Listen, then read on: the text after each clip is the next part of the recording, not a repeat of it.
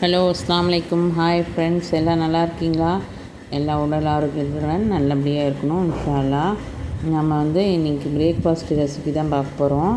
அது என்னென்னா இட்லி சட்னி சாம்பார். இட்லி குழம்பு வைப்போம் இல்லையா, அது.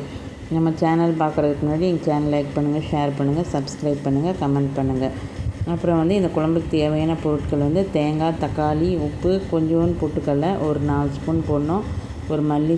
ஒரு ஸ்பூன் மல்லி, மிளகாய்த்தூள், சோம்பு, தாளிக்க சோம்பு, கடுகு. அப்புறம் இது எல்லாமே தாளிக்க தான். வெங்காயம், கருவேப்பிலை, கொத்தமல்லி, வரமிளகாய் இதெல்லாம் போட்டு தாளிக்கிறதுக்கு. இது அரைக்கிறதுக்கு. ஃபஸ்ட்டு ஒரு வாணலி வச்சுட்டு அதில் கொஞ்சமாக ஆயில் விட்டுட்டு நம்ம எடுத்து வச்சுருந்தோம்ல கடுகு, சோம்பு போட்டு தாளிச்சிங்கன்னா நல்லா வாசமாக இருக்கும். அந்த மாதிரி செஞ்சு பாருங்கள். நல்லா வீடே கம்மன்னு வாசமாக இருக்கும்.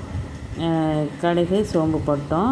அதுக்கப்புறம் இந்த வெங்காயம், தக்காளி இதெல்லாம் இருக்கு இல்லையா, அது எல்லாத்தையுமே போட்டுடலாம். ஒன்றாவே கொட்டிடலாம். எல்லாத்தையும் கொட்டி நல்லா வதக்கிட்டு இதுக்கு தேவைப்பட்டால் கொஞ்சம் மிளகாய் தூள் போடுங்க. இல்லாட்டி இந்த இதே சரியாக தான் இருக்கும். காரம், பச்சை மிளகாய்க்கு வரமிளகாலாம் போடுறதுனால இதே உங்களுக்கு சரியாக இருக்கும்.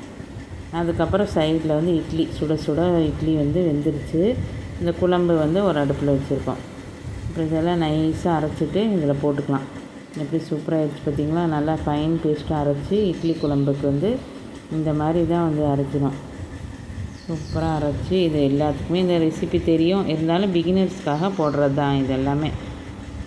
இன்னும் இது கூட தெரியாமல் இருக்கா அப்படின்னு சொல்லி நினைப்பீங்க. ஆனால் பிகினர்ஸ்க்கு இட்லி குழம்புலாம் அவ்வளோ தெரியாது இல்லையா, அதனால் இது போடுறது. செம்மையாக கமன்னு இருக்கும் சாப்பிட்டிங்கன்னா. சூப்பரான இட்லி. அப்புறம் சட்னி. இட்லி எடுத்துகிட்டு சட்னி,